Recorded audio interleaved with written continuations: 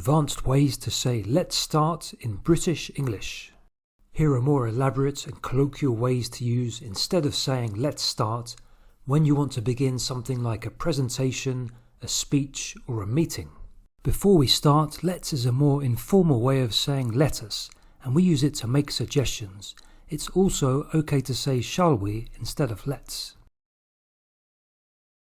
Now let's look at some more phrases you can use to expand your vocabulary and put some icing on your English.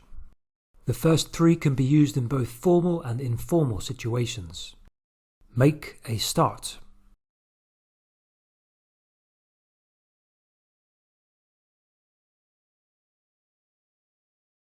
Get started.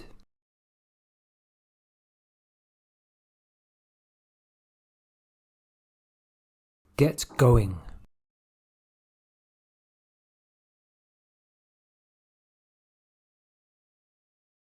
These next two are typically used in a work context, and they imply that something serious needs to be done, but it's also okay to say them in other situations.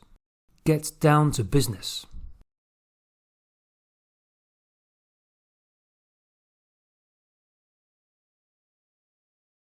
Get to work.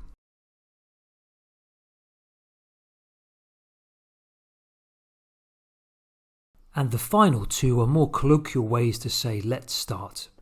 Kick off. This one is a football phrasal verb which means to start a match, but we can use this in any context.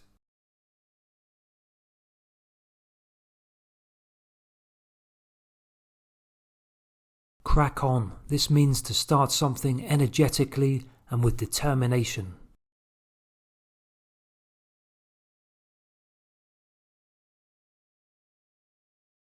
That's all for today. Next time you start a presentation, a speech or a meeting, try to put what you have learnt into practice.